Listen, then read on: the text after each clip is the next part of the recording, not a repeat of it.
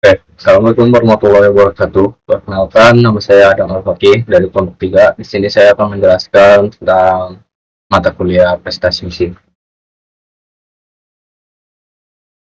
Untuk yang pertama, analisis perbandingan bahan bakar bioetanol dari limbah kulit singkong dengan pertamax terhadap performa mesin sepeda motor metik.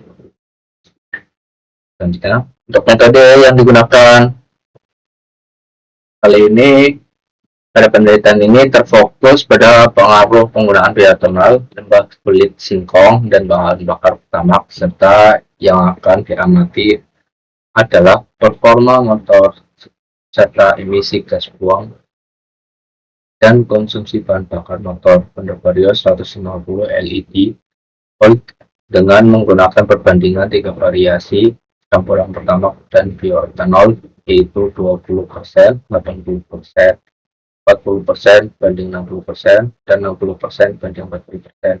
Pengujian konsumsi bahan bakar dilaksanakan selama 30 menit pada RPM 1500 dalam kondisi motor diam.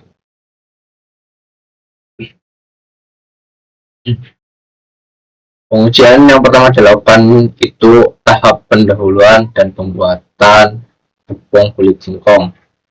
Pada tahap ini, kulit singkong yang masih dibersihkan dari kulit coklatnya yang tipis kemudian dicuci dengan air bersih. Selanjutnya, potong kulit tersebut menjadi bagian kecil, keringkan kulit ubi kayu singkong di bawah terik matahari. Haluskan kulitnya yang telah kering tersebut memakai chopper blender. Lalu ayak dan peroleh agar memperoleh tepung dengan hasil yang halus. Selanjutnya, hasil pengujian torsi.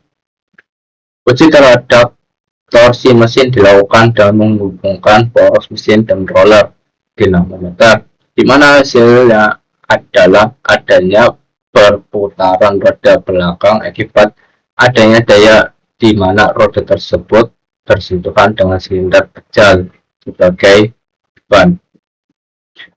Untuk proses ini bahan bakar pertamax dan campur bioetanol yang seperti tadi yang sudah dijelaskan, yaitu 20%, 40%, dan 60%, menggunakan RPM 4000 sampai 8000. Ketika mesin 4000 RPM menggunakan bahan bakar jenis pertamax murni menghasilkan torsi dalam besar 7,48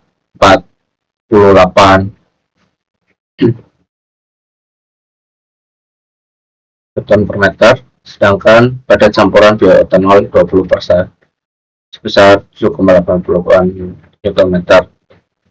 Torsi mengalami kenaikan sebesar 7,69 Newton meter, dan pada campuran pertamax bioetanol 60% menghasilkan torsi sebesar 7,80 Newton meter.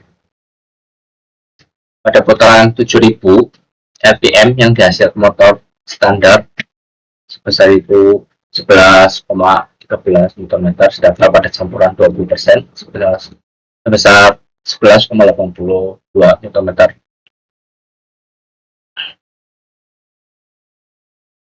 Hasil perolehan torsi ketika putaran mesin 8000 RPM dan memakai bahan bakar itu sekitar 11,76 Nm, sementara ketika menggunakan campuran bioetanol 20% itu sejumlah 12,48 Nm. Jadi kemudian pada campuran 60% jadi penurunan sebesar 0,18 Nm jadi 12,48 Nm. Hasil uji menggunakan bahan bakar campuran bioetanol pada torsi menunjukkan bahwa mempengaruhi terhadap nilai torsi. Dari data tersebut menjelaskan bahwa pada RPM 8000 bahan bakar pertamax non bioetanol mencapai torsi maksimal yaitu 11,76 Nm, bahan bakar campuran 20% mencapai torsi maksimal 12,43 Nm. Oke, berarti untuk campuran pertamax dan bioetanol 140% itu sebanyak 4,26 horsepower. dan pada Pertamax campuran bioetanol 160% menghasilkan daya sebesar 4,40 horsepower.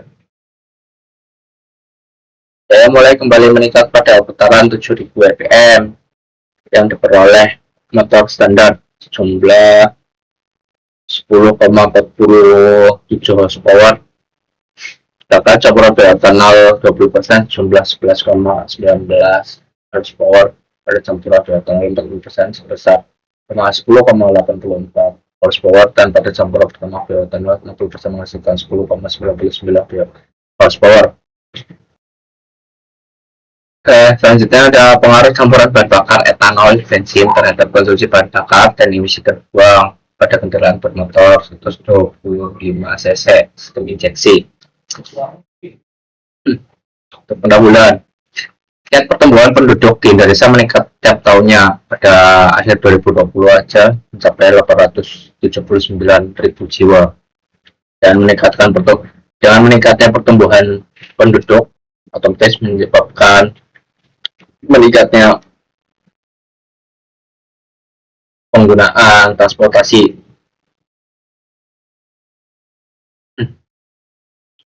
Saat ini transportasi yang paling umum yang sering digunakan di Indonesia adalah jenis transportasi darat berupa motor dan mobil. Motor dan mobil saat ini masih bergantung pada premium dan solar. Kebutuhan akan kedua hal tersebut semakin lama semakin meningkat, terbukti saat ini dengan adanya kelangkaan premium dan solar yang diakibatkan dengan adanya pasokan yang sudah standar, namun di lapangan ternyata masih kurang. Seperti diketahui bahwa emisi gas buang pada kendaraan bermotor sangat berbahaya bagi manusia, hewan, tumbuhan, dan lingkungan. Kendaraan bermotor yang menggunakan bahan bakar bensin dan solar akan menghasilkan emisi gas buang seperti hidrokarbon C, karbon monoksida CO, nitrogen oksida NOx, timbal PP, sulfur oksida SOx, dan partikulat. Untuk material dan metode penelitian pada kali ini yaitu pertama, kendaraan ujinya itu pada penelitian ini menggunakan tipe mesin air cooled 4 stroke SOHC 1 silinder 125 cc dengan rasio kompresi 9,5:1. Mesin kendaraan uji dihubungkan dengan engine scanner untuk melihat parameter ketika mesin yang bekerja seperti mass airflow MAV, ignition timing, injection timing, air flow ratio AFR, dan RPM engine. Emisi gas buang HC, CO, dan CO2 diukur menggunakan gas analyzer portable, dan untuk konsumsi bahan bakar diukur menggunakan timbangan gas ukur. Untuk putaran mesin dimulai dari 1000 hingga 6500 rpm posisi kendaraan sepeda motor tanpa beban. Dan untuk bahan bakar yang digunakan itu campuran etanol bensin dan murni dan bensin murni. Rasio campuran yang digunakan itu 0%, 10%, 20%, 30%. Emisi yang dihasilkan itu kadar emisi gas buang yang diukur yaitu HC, CO, dan CO2. Lanjutnya hasil pembahasan konsumsi bahan bakar. Pengujian konsumsi bahan bakar dilakukan pada posisi ready tes, di mana kondisi kendaraan uji berada di atas chassis kilometer, dan pengambilan RPM pada posisi steady. Untuk RPM yang diamati itu kondisi idealnya 800 hingga 6500 rpm. Gambar nomor 2. Grafik konsumsi bahan bakar di atas menunjukkan bahwa terjadi peningkatan konsumsi bahan bakar seiring dengan meningkatnya putaran mesin. Hal ini terjadi karena semakin tinggi putaran mesin maka semakin besar pula bukaan katup, sehingga kendaraan yang masuk ke ruang bakar sehingga udara yang masuk ke ruang bakar semakin besar. Pada gambar nomor 2 menunjukkan bahwa konsumsi bahan bakar E20 lebih rendah dibandingkan bensin murni. E20 konsumsi bahan bakar campuran E20 lebih rendah dari bensin yaitu 90%, S10 naik sebesar 8%, Sedangkan untuk E30 mengalami peningkatan sebesar 16%.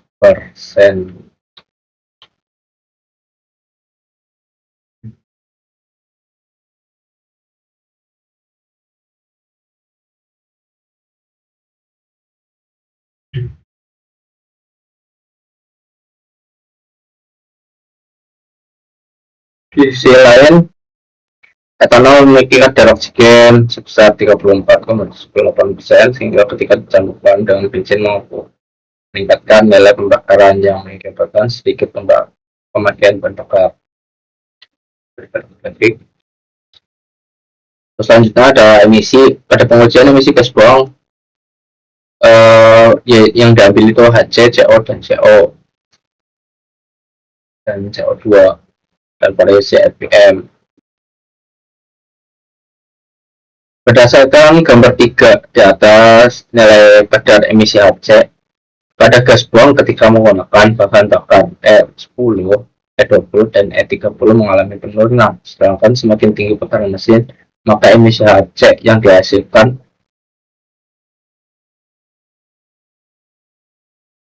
semakin menurun. Pada putaran mesin 800 hingga 6000 terjadi penurunan kadar HC yaitu 750 hingga 150 ppm.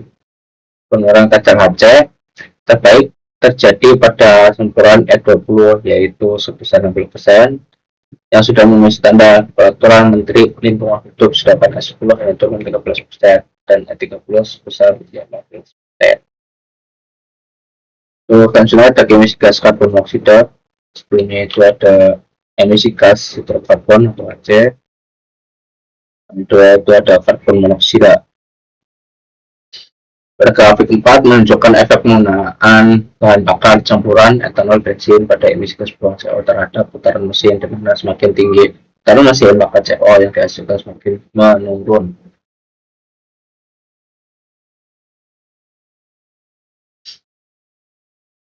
Penurunan kadar emisi CO dari campuran bahan bakar E10 yaitu 30%, E20 55%, dan E30 sebesar 37% lebih rendah dibandingkan bensin murni.